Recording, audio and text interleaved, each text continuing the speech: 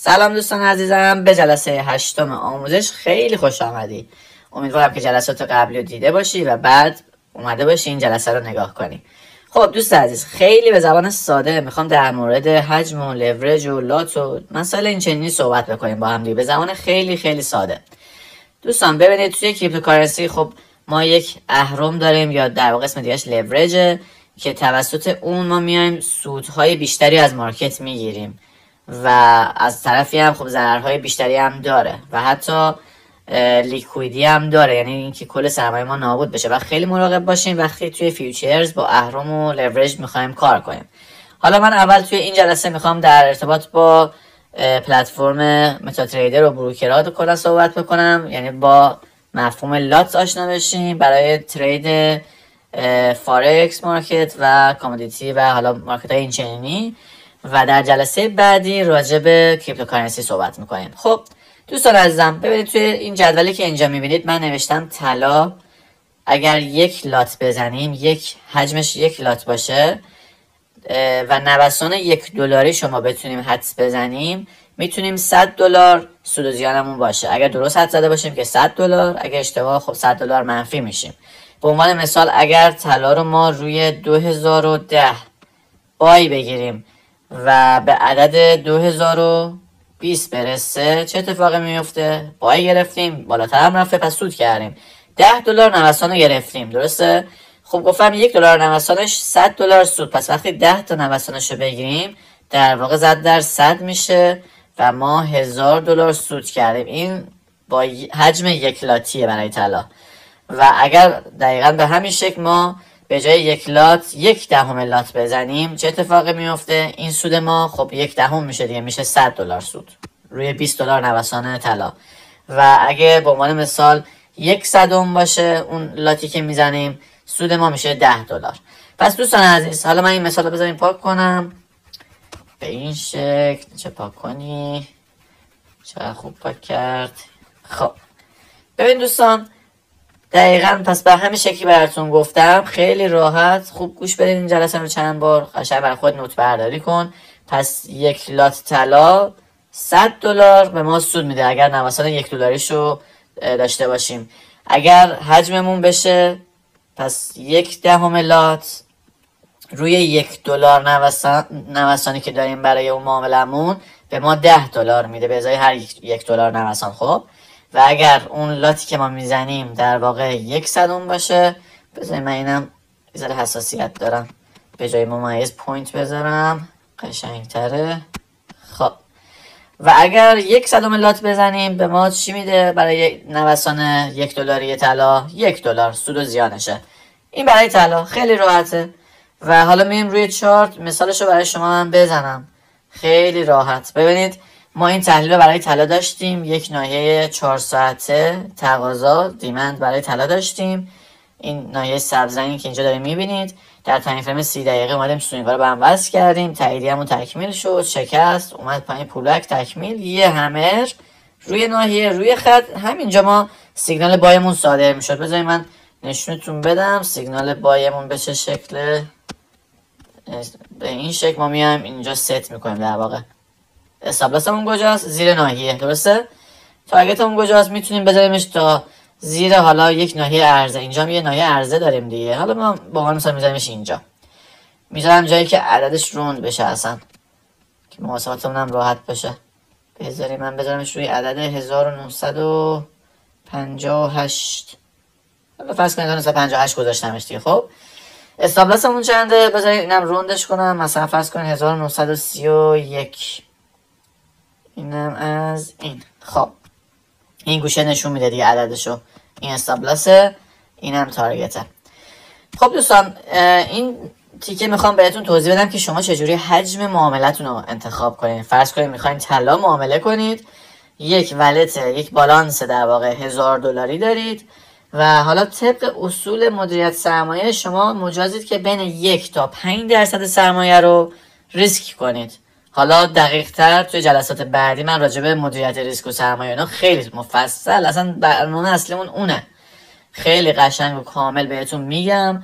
ولی الان مثال دارم میذارم. فرض کنید توی مدیریت سرمایه که ما خواهیم داشت، قرار ما 5% از سرمایه رو ریسک کنیم، یعنی قرار توی یک معامله نهایتا ما 5% ضرر کنیم. این دیگه نهایتشه. خب اگر $1000 ولت و بالانس ما به صورت کلیه، خب 5%ش میشه چقدر؟ میشه $1000 داریم، 5%ش میشه $50.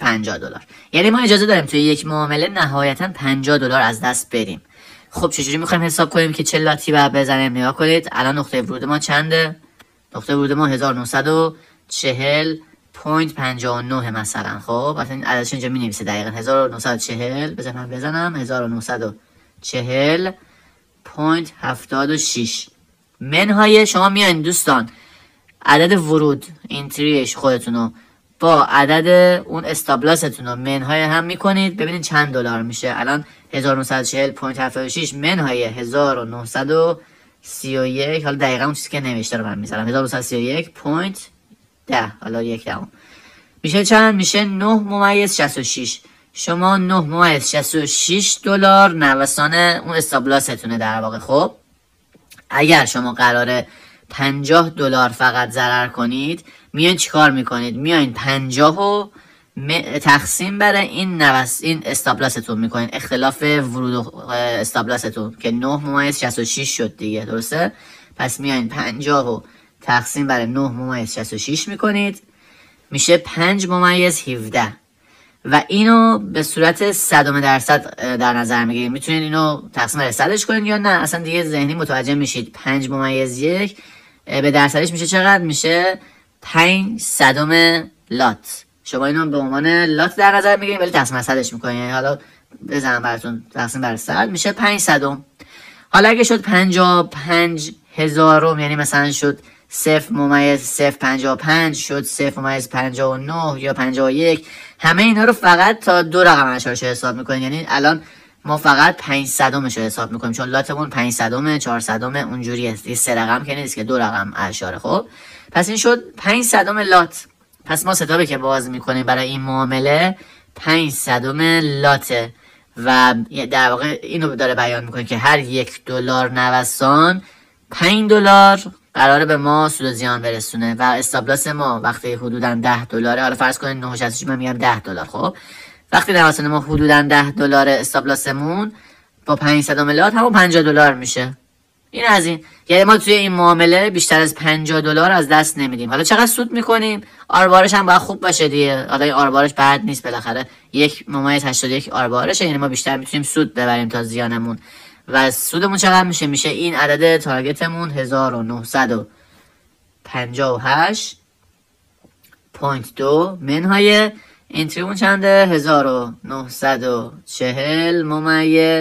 1940.76 میشه 17.44. خب این 17.44 رو ما ضرب در 5 میکنیم و این نگفتم هر $1 وقتی 500 ما 500 لات زدیم دیگه مشخص شد لاتمون. خب وقتی 500 لات زدیم هر $1 $5 سود میده طبق حالا اون جدولی که اول کار بهتون گفتم. حالا وقتی ما قراره یه نوسان 17.44 دلاری رو بگیریم ضرب در 5ش میکنیم، چقدر سود ما هم شد؟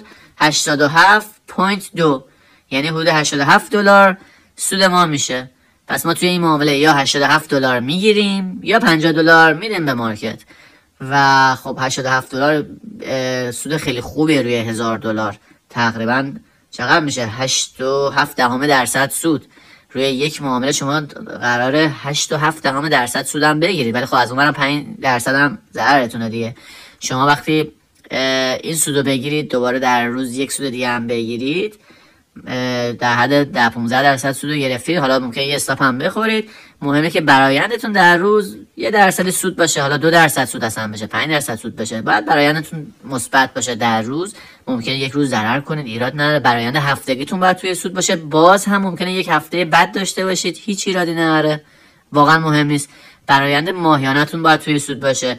یه موقع میبینید اینقدر بچه‌ها این یک ماه همینجور بد آوردن، اون یک ماه اصلا کلا تو ضرر بودید، اینم ایرادی نداره. برآیند 6 ماهه، 3 ماهه، سالیانه شما برای بودن یک تریدر موفق باید برآیند کلی بلند مدتتون توی سود باشه.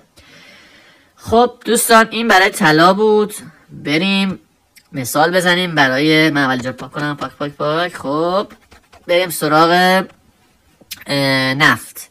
همچون که توی این جدول میبینید وقتی شما یک لات حجم معاملتون باشه برای نفت، وقتی نوسان $1 نفت رو بگیرید $1000 سود و زیانه. به عنوان مثال من نفت رو روی قیمت $75 بای میکنم و قیمت نفت میرسه مثلا به $80. از $75 تا $80 نوسانش رو میگیرم، مثبت معامله من هست، بای گرفتم رفته بالا، خیلی هم قشنگ و عالی.